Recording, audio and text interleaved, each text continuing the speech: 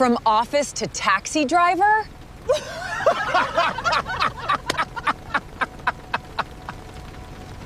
What would you do if you were fired in front of everyone, and instead of silence, the room actually laughed at you? That's exactly what happened to Noah Bennett at 8:52 a.m. in Birmingham.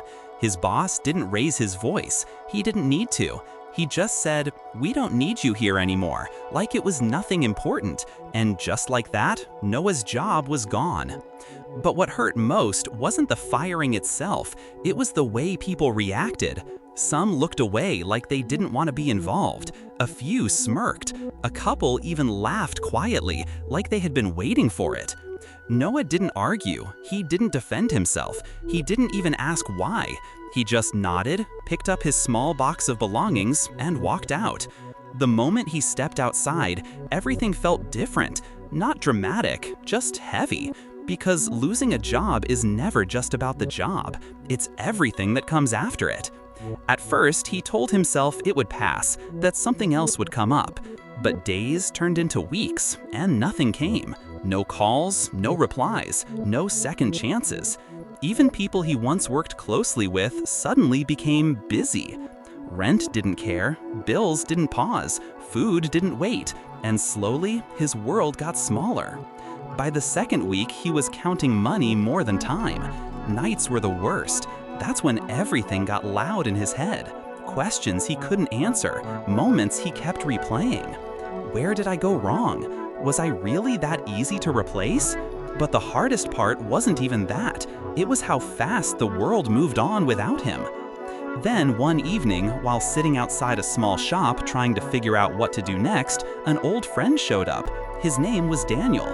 There was no long speech, no advice, no motivational talk, just a tired look and a set of keys.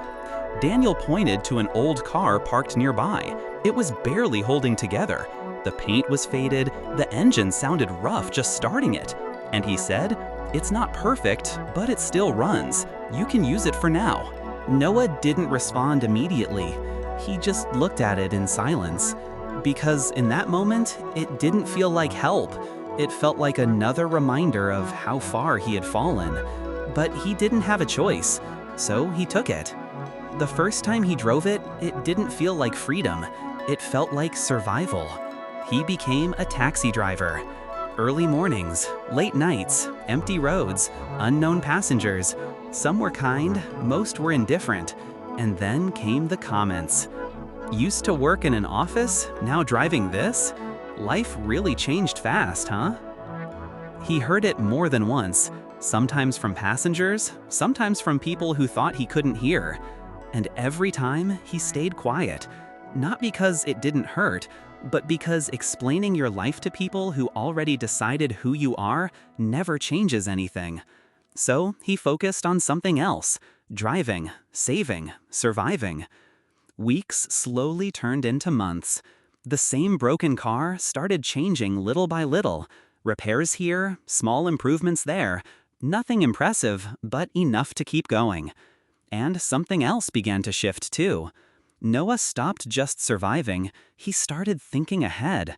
With every bit of money he saved, he didn't rush to improve his comfort. He improved his work. First, the car got better. Then another car came. Then another. At first, nobody paid attention. It was just a man driving taxis. But growth like that doesn't stay hidden forever. Without announcing anything, Noah slowly built a small transport service. Nothing loud, nothing flashy, just consistent work and steady progress. And while he was rebuilding his life quietly, something else was falling apart somewhere else.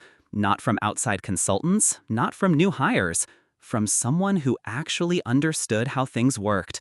When the call came, he didn't answer right away. He just stared at the screen for a moment, because situations like that don't feel real at first.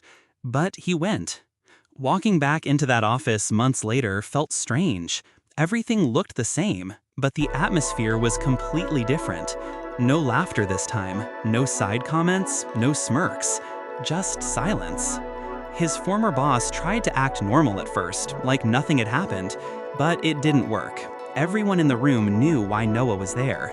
Not as an employee, but as the solution.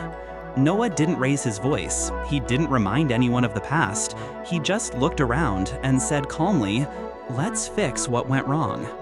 And somehow, that one sentence carried more weight than anything else said in that room. Because respect, when it comes back too late, doesn't feel like victory. It feels like realization. Weeks later, after stabilizing key parts of the company and helping rebuild what was falling apart, Noah did something no one expected. He didn't celebrate, he didn't announce anything. He went back to find someone. Daniel, the same friend who gave him that broken car when he had nothing. Noah found him quietly, without cameras or attention, and when he arrived, Daniel didn't even know what was coming. Noah handed him keys, not to one car, but to a fully working vehicle under his transport company, along with a partnership contract. Daniel just stood there, confused.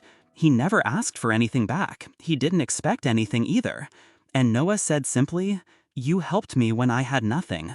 That's something I won't forget."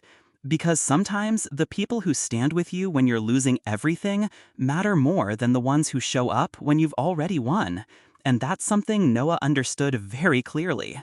If you've ever been helped when you had nothing, you know exactly what that means. And if you've ever been underestimated, you also know this truth. People don't always remember how you started, but they never forget how you finished. Never underestimate small beginnings or the people rebuilding in silence. The same person you ignore today might become the one shaping your tomorrow. And never forget those who helped you when you had nothing, because loyalty is revealed in hardship, not success. If this story hit you, subscribe for more powerful comeback stories like this, and comment where you're watching from.